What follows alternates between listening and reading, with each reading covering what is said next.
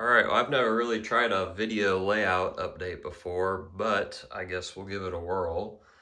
I'm planning on just stitching a few clips together here to not make everybody motion sick. I previously had a small 18-inch by 8-foot kind of a shelf shadow box diorama layout that was known as the Wabash Valley. That served its purpose over the course of about 3 years. Over the last year and a half or so, I have been planning out a new layout, one that takes up more of a spare bedroom size.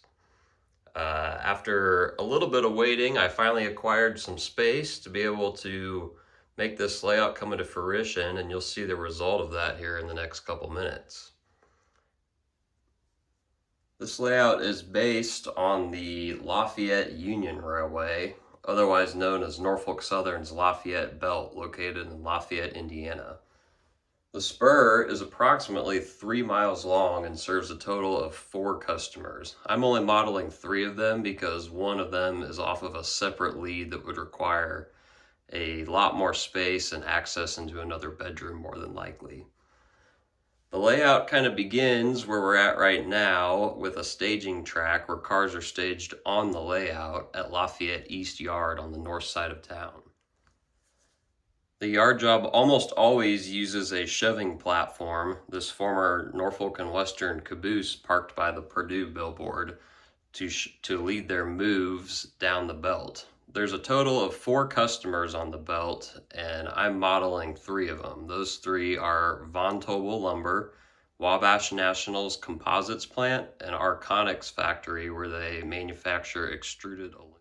After swinging around a curve out of East Yard, we land at Vontobel Lumber, which is located a little bit of ways from East Yard, but a little bit of compression needed to be used.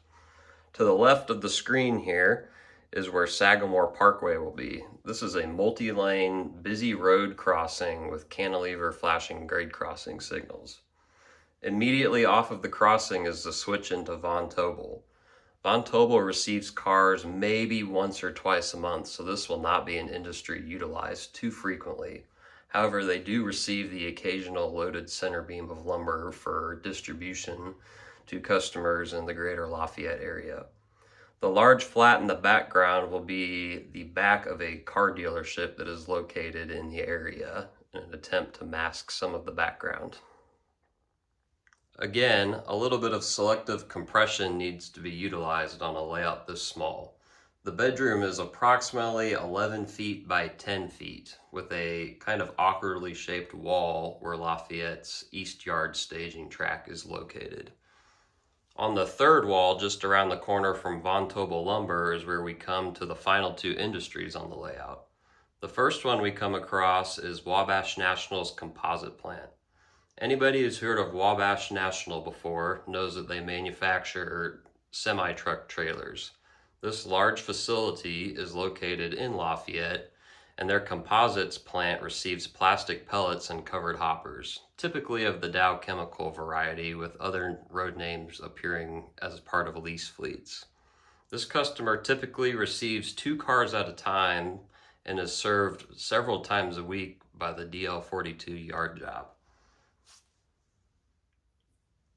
With a little bit more compression, immediately after Wabash National's facility is the Main Street grade crossing.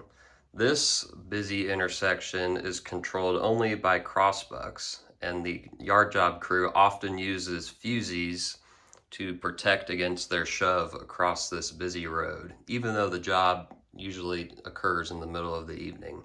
Immediately after the Main Street crossing is the switch to our next industry. Arconic is the third and final industry featured on the layout. The actual complex is massive and is comprised of numerous buildings on many acres.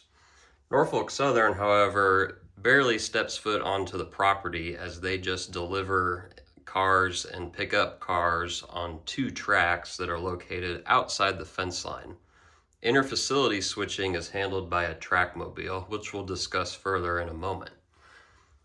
While Arconic does a variety of business with aluminum-related products, their association with Norfolk Southern and Lafayette is primarily focused on the aircraft industry. Arconic typically receives aluminum ingots in 50-foot boxcars, which are then extruded into long, typically 90-plus foot sections that are then shipped out on specially modified 89-foot flat cars.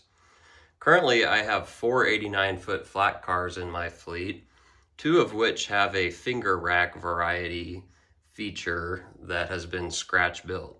The other 2 are just standard 89-foot flat cars that have been modified.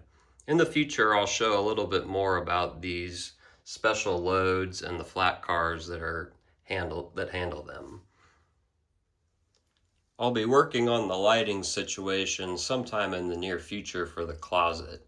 However, an operator will really not interact at all with this part of the layout.